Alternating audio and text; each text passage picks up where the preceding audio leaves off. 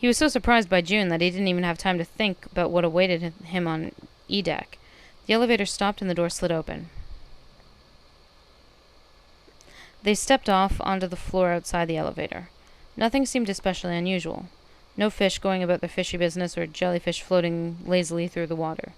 There was, however, a blowfish, or at least something that looked very much like one. June's cheeks were puffed out and her mouth was a tiny, intense frown. Oh, knock it off. It's just like I thought. This part hasn't flooded. Come on, just look around. There's no water here. June looked around nervously then. Huh? Exhaled. You're right. It's not flooded at all. See? But there's a whole lot of water. Yeah, right on top of us. What's going to happen if the ceiling breaks? Junpei thought about that for a moment. We'd probably die. Oh no, don't be so casual about something like that. At any rate, we should probably go back as soon as we can, once we're done looking.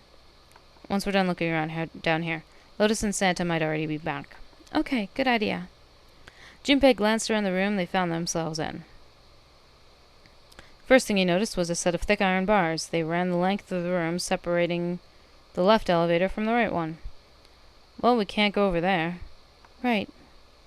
Then perhaps... In the corner of the room that housed the elevators, Junpei found an opening. He walked to it and stuck his head around the corner. 6.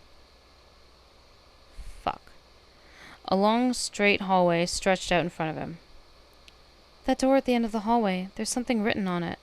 Yeah, let's go have a look. You can't see it from the end of the hall? Junpei and June set off down the hallway at a brisk clip, somewhere between a run and a jog. Before long, they found themselves in front of the door. On it was a number written in bright red paint. 6. I knew it. My favorite number. Why does it have to be on the lower deck? This is numbered door. And indeed, there was a red bolted to the wall right next to the door. Of course, with only 2 people, there wasn't much they could do with it. All right, let's head back. Yes. Junpei and June turned and headed back to C deck. On the way back, Junpei noticed a map on the wall. As it turned out, it was a burnt map of the ship's interior for E deck.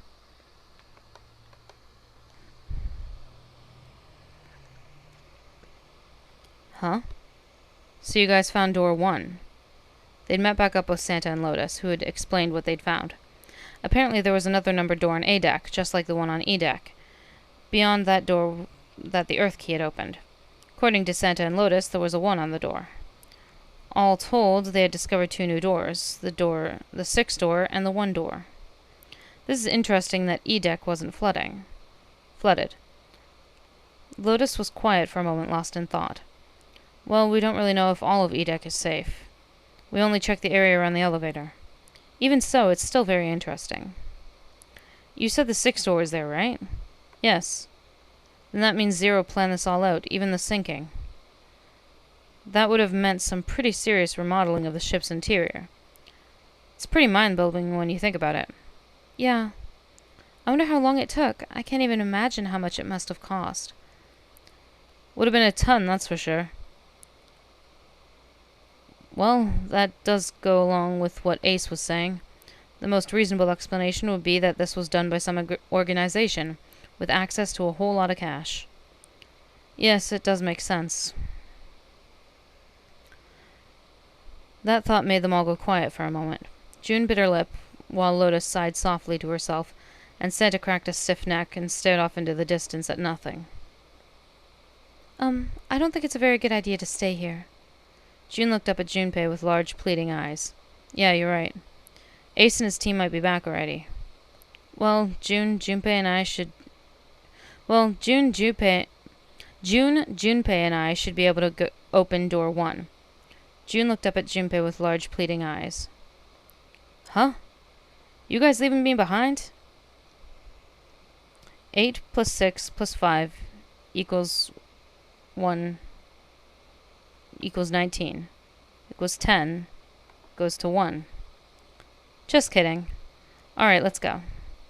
Lotus' words were all the impetus they needed. Back to the large hospital room they went.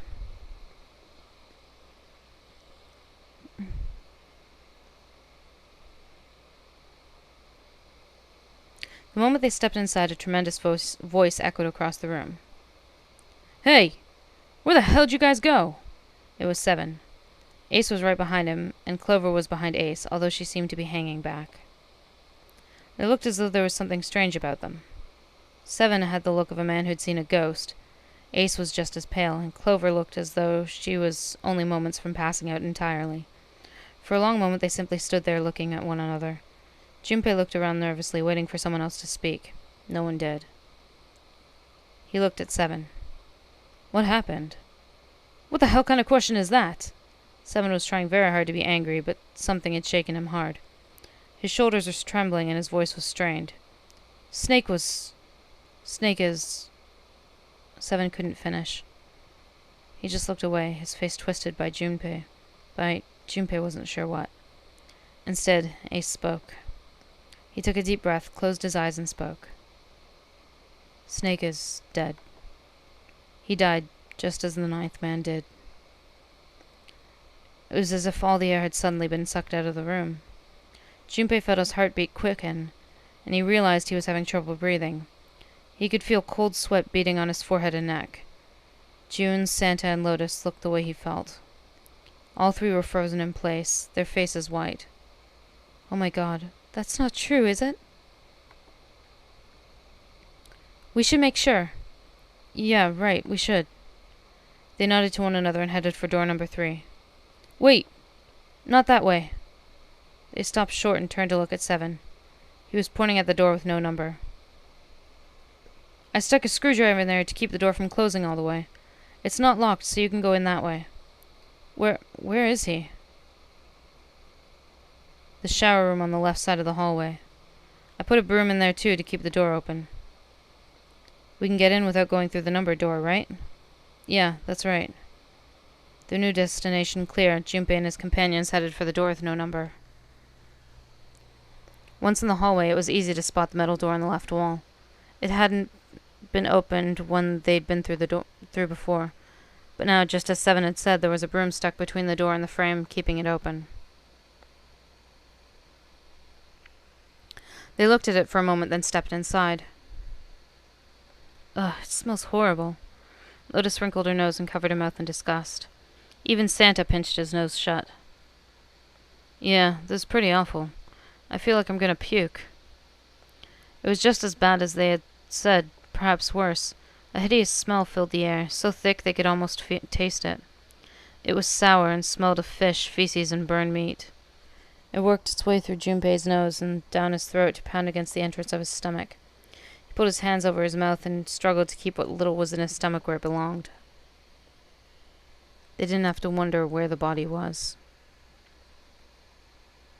There was blood everywhere, a few arms of the splatter reaching toward them as they walked through the door. All one had to do was follow the many radial arms to their source. The body itself was hidden behind a divider. "June, you should stay here." "But..." "Please, just do me a favor, okay? All right?" He didn't give her a chance to say no. He put his hand on her shoulder as if to shove her into the ground like a tent pole, turned, and walked toward the end of the divider. It felt like it took an eternity for him to get there. Santa and Lotus followed, timid and nervous as a pair of children. Eventually they reached the divider. They looked at one another and nodded slowly. Junpei put his hands on the divider and peered around the corner. For a moment he forgot to breathe. He felt his heart collapse in his chest like an empty cigarette carton, and time froze. He knew in that instant he would take the image before him to the grave. What was left of the body sat in a sea of blood. Chunks of flesh torn from the body sat in the blood, like tiny islands in a great red sea. A vast ragged hole had been torn in the torso, and what remained of his intestines spilled out of it like fresh spaghetti. Smaller chunks of meat had splattered against the wall. It had become stuck there as they dried. Globules of yellow fish fat had left trails like tiny slugs as gravity pulled them down the wall, even as they dried to it. Just like Ace said. Santa's voice was strained. Junpei suspected he was holding down some vomit of his own. Just like the ninth man. The detonator in his bracelet set off the bomb in his gut. It looked as though the explosion had been quite powerful. His legs were both bent in an odd, unnatural way, and his arm had split open, exposing the painfully white bone of his ulna. His bracelet lay next to him. It seemed to have hit the wall hard enough to have shattered the display, which lay on the ground in pieces. Half of his head simply collapsed. The blood coating almost made it look like raw pizza dough covered in tomato sauce. His clothes, too, were covered in blood. The burgundy tie, the white shirt, the jacket with the yellow piping, and the gray slacks. They were all familiar to Junpei. No mistake about that. It's Snake. Lotus's voice was unnaturally deep and strained, and Junpei heard it catch in her throat. Well, that's fucking morbid and sad.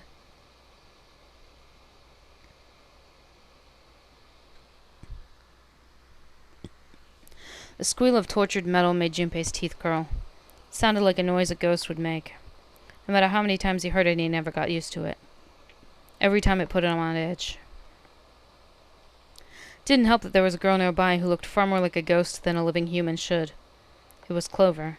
She sat on the edge of the bed, her head drooping listlessly on her chest. Her eyes were blank and stared across the room at nothing.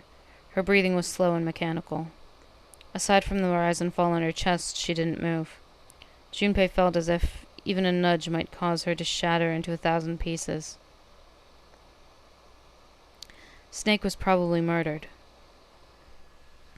Chances are he was killed in the same way the ninth man was.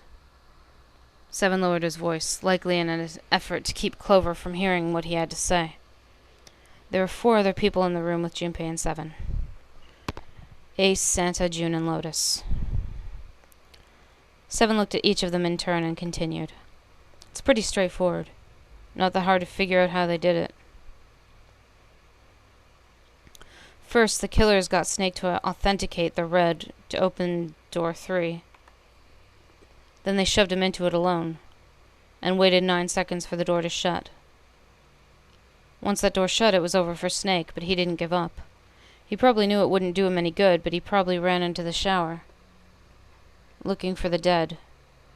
It was a small chance, but it wasn't like he had anything to lose. Unfortunately, it didn't work. The detonator is only deactivated if everyone who authenticated when they went in uses the dead. Then 81 seconds after he was shoved in, that happened. I see. So that's what you meant by killers, huh? You need at least 3 people to open one of the numbered doors, including Snake. It wouldn't open for Snake and a single killer. Exactly. That means we're looking at multiple perps here. Junpei crossed his arms and grunted. Well, just in case, I want to make sure. Let's say you're right. When do you think Snake was killed? When we all split up to look for the parts for the Reds, I think. Right after that was when we noticed he was gone. And that means none of us have alibis. We're all off searching in rooms we'd been assigned, looking for those parts. Yeah. That means anybody could be a killer. Wait a minute. What are you talking about? June seemed shocked. How can you say one of us is a killer so casually? Well, not just one of us. If I'm right, then at least 2 of us are murderers. Why don't you calm down a bit, Seven? What are you going to gain by being so suspicious? That's what Zero wants, you know? What Zero wants? Exactly. This game was set up by Zero, wasn't it? Any game has a winner and a loser. Whoever makes it through door 9 is a winner, and those who don't are the losers. Zero is trying to make us fight against one another for that victory. Then you're saying that Zero is trying to split us up by making us fight each other? Yes. That is why we can't let ourselves fall prey to suspicion. We have to trust one another and form a strong bond of friendship. Otherwise, we'll end up ensnared by Zero's manipulations. Then does that mean that the person who killed Snake... Yes, almost certainly Zero himself. If there's anyone who should doubt it, it should be Zero. If there's anyone we should doubt, it should be Zero. He masterminded this game and kidnapped all of us. Doesn't it seem reasonable that he would have killed Snake as well? Junpei hadn't really considered that. That goes along with my theory that Zero was the one who returned the pieces to the Reds also. If Zero had killed Snake, then Zero was on the ship with them. Was Zero on the ship with them?